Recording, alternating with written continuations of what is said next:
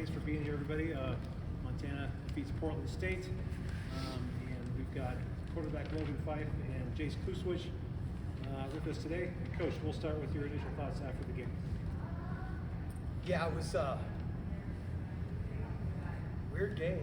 A lot of everything from the clock not running in the last half of the fourth quarter to, getting shut out in the first half, and then really playing well on offense the second half. I thought our defense played well throughout. Their last touchdown, we fell down and we had them covered.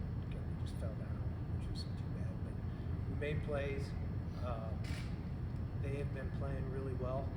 I thought our guys played hard throughout the game. I thought Portland State's guys played hard throughout the game. It was a good game, and I was proud of our guys for going and taking that win because the other side was trying hard. Questions?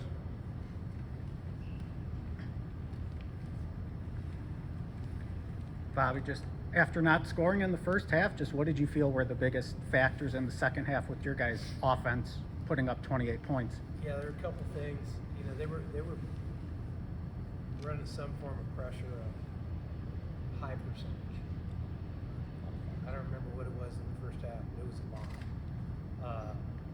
And we hit some the Longwood, Racanelli. They're putting a lot of pressure on their corners, and we kind of got them out of that a little bit by making a few plays in the passing game. We started getting the fire zone stuff targeted a little bit better, and in both the run and the pass game.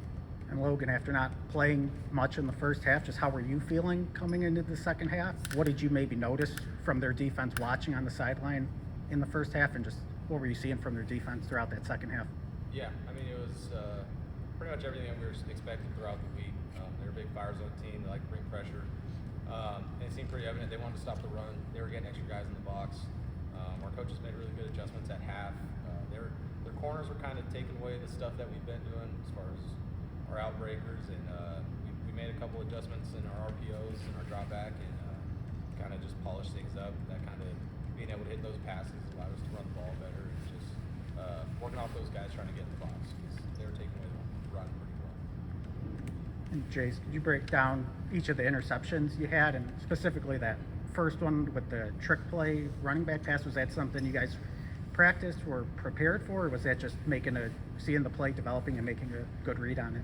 Yeah, we're always ready for trick plays. Just got to keep good eye discipline. And my guy kind of just went all the way across the formation, so I was just following him. And then I saw someone hit him and threw the ball up, and I just kind of happened to be in the right place at the right time. And then the second one, yeah, I kind of was more of a free player on defense and just read the quarterback's eyes and got lucky and threw it right to me.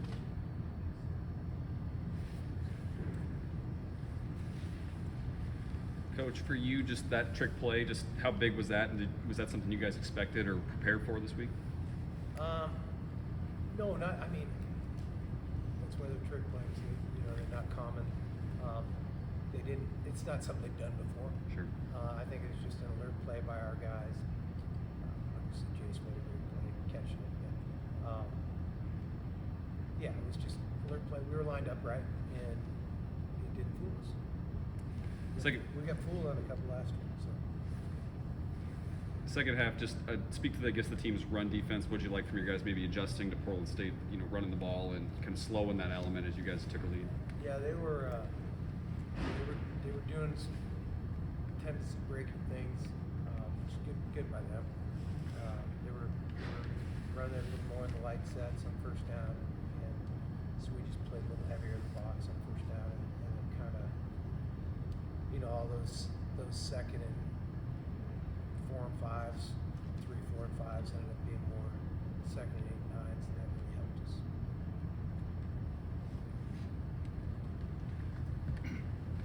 Coach, it seems like that they were pretty successful with their running backs, Thompson and Craig, but then you kept Shashray contained with his legs. Was that the game plan going in the whole time? Yeah, it starts with him. You have to do your best to keep him in check. You have to do your best not to let him get going, because if he breaks into the open field, he's hard to catch up to. He's faster than everybody, and I thought our guys did a good job of that. There were were some things they did that maybe challenged us by play call, and I thought that our defensive coordinators did a good job of getting us into some stuff that maybe they didn't plan on. That'd be a better question for them. That's my assessment. Jace, you got a bunch of turnovers today as the defense, and then Ryder goes out on senior night, kind of the captain of the defense as a safety. So for you to make plays, back there in the safety group and to turn the ball over, like what did that mean for you guys?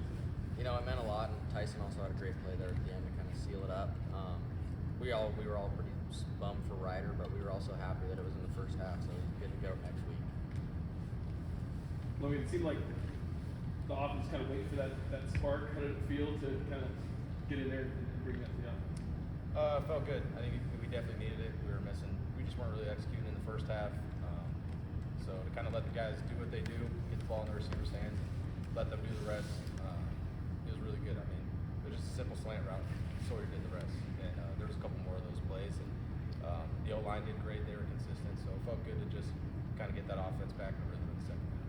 Yeah, how comfortable were you as that third quarter went along? You guys were kind of scoring pretty quick, right? Yeah. I was really comfortable. I mean, that just goes back into the game plan and the amount of work we put in as an offense throughout the week.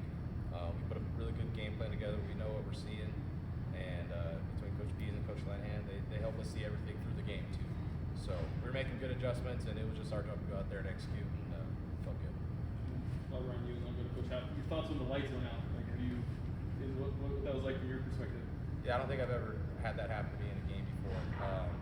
It was odd, but no one really flinched. That was enough for our coaches, just knowing the clock management, knowing where we were in the game, just not letting it be a distraction. So it was a good job by the whole team. Coach, what was that like for you? Did they come and ask, like, do you guys want to continue playing through that? Did they give you the option, or what was that? Well, it's getting dark too, so they had to make some decisions, and you just kind of roll with it. I thought that Logan did a nice job. We were in a bleed the clock situation. He's got to do it without a play clock, and did it off the referee's hand signal, and I thought it was terrific actually by our guys. And then you had a couple penalties after touchdowns today. Maybe walk us through. We did. Nobody's going to ask me about me and Logan getting into it. That's what I was gonna say. Walk me through the first one and the conversation you had there with Logan. Well, I was mad at him, first of all, and second, nobody's gonna be confused about Logan Fife and Bobby Hauck being fired up about football. And he said something to me about I'm fired up just like you, coach, and that kind of made it all right for me. So that's how it goes sometimes. You don't care, you don't get fired up. Losing doesn't hurt. You don't get fired up when things go wrong. You can't get into it. It's just not how it is. We love our guys and they love us.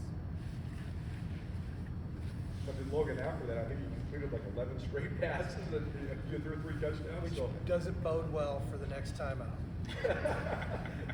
just talk about this, just be able to respond from that moment, and then also just what you were seeing in those long touchdowns. Yeah, it's an emotional game, and we're both competitive guys. I know everyone in that locker room is competitive, and we just didn't have much in the first half. I was fired up. This is what we care deeply about. We put a lot of hours in. We hate losing, so it was just sometimes you get caught in the moment. Don't let the moment be too big, and just answer back. So me and Coach, we're just competitive guys. We figure it out, and if anything, it just gave me a little bit more fire to keep going and do what we do. And Bobby, just to have that response in general and to get this win, how big is this win for you? Now I know what triggers it.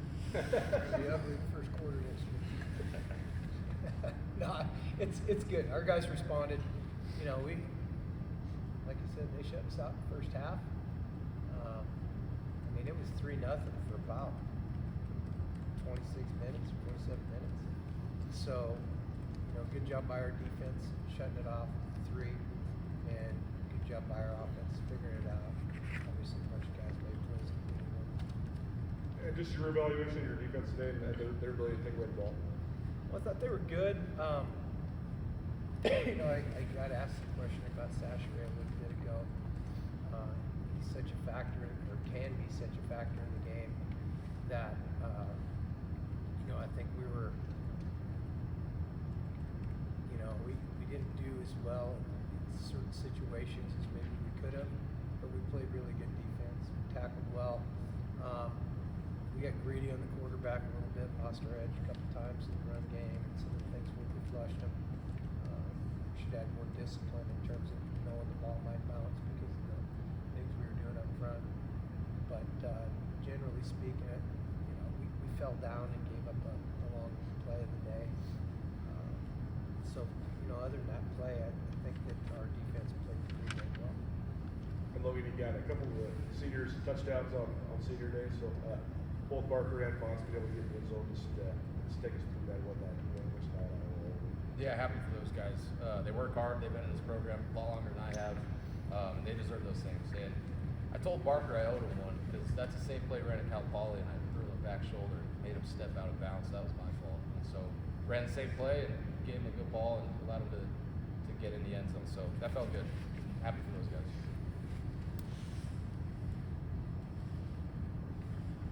Logan, you and Coach were talking about how in that first half, Portland State was kind of getting pressure up the middle. When you came in the game, you were getting the ball out quick. What were you just seeing in their defense? I know you said you were making the wide receivers make plays, but did you see anything else, especially on that deep pass to Fonz as well? Yeah, I mean, we kind of picked up on their tendencies and saw what they were doing in the first half. Adjusted a couple routes, changed a couple things in the game plan at halftime, and that was really the key to it. We were kind of running right into where they were in the first half. Kind of allowed us to see those RPOs a little bit better and kind of found the gaps in their defense and exploited it a little bit. So that was all thanks to the coaches seeing what we saw all week. Anything else? Thanks, everyone. One more. No, I got you. Just gotta get an initial thought on next week, Coach. Maybe you enjoy this one, but just thoughts on going to the rivalry next week. Yeah, I think this one for us was big to get today, so we just got locked in on that game next week. So I think that's beneficial. Obviously, it's a big game on the schedule every year, and the home teams we beat the brakes off from here last year, and that's been the way it is the last 4 times. The home teams won by a large score, so we got to find a way to go down there and get the win. We'll be on that case tomorrow. Thanks, everyone. Thank you.